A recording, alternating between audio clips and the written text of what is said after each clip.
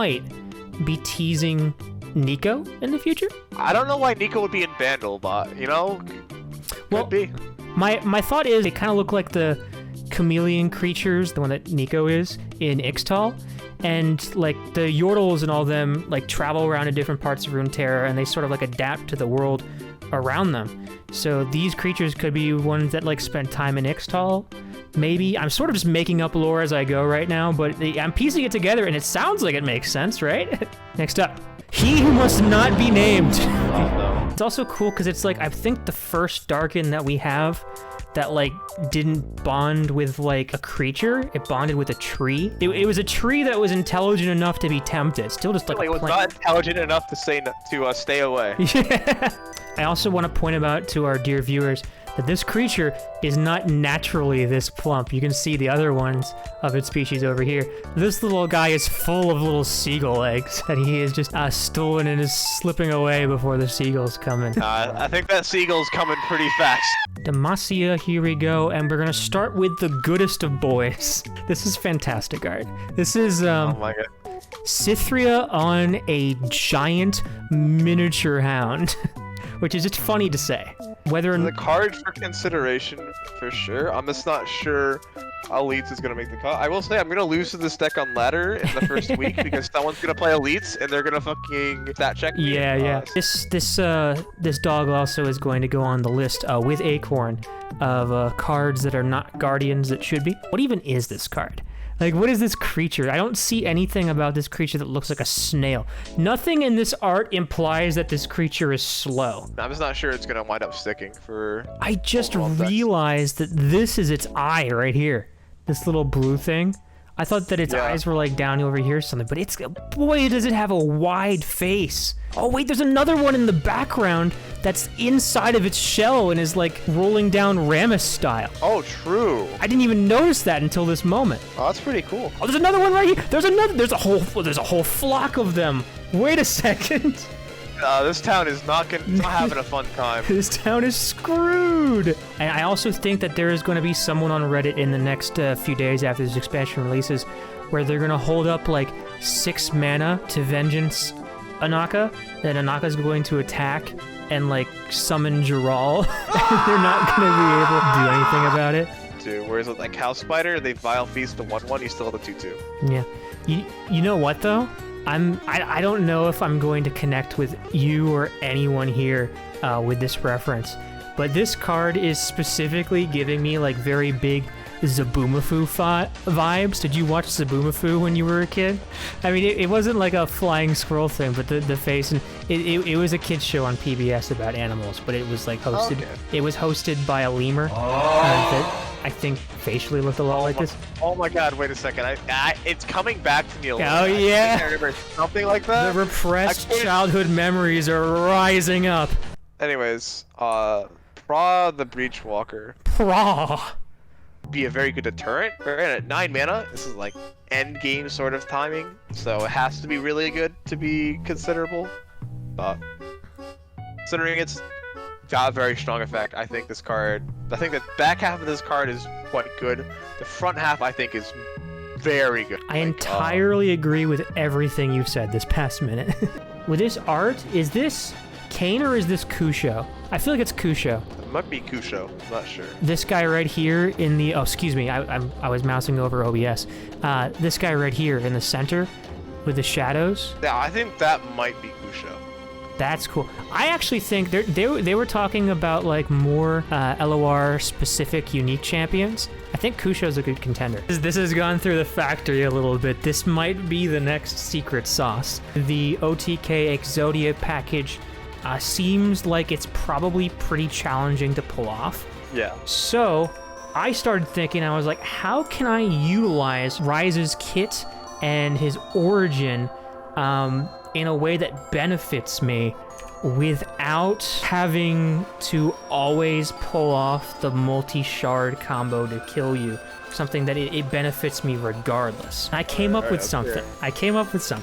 So one of the problems that often comes up with leveling Maokai. I'm excited to see what they do with Shaco, if they do anything with Shaco. Lol, you think they're gonna do something with Shaco? LeMayo. Yes, for those who don't know, who like only play with Runeterra, Shaco was a champion in League of Legends with actually no lore. Speaking of which, this girl in this picture actually has more lore than Shaco. That's true, she does. Her name is Ophelia, and she's been in like 4 cards. Actually, way more than that. She's been in like 6 cards in this game now. I have to say, it is kind of funny to have like Vlad support cards when he's rotating. I understand that like Scargrounds decks and stuff will still be around, but this one like very specifically has Vladimir's face on it, which I can't tell if the card designers of this game love or hate cats.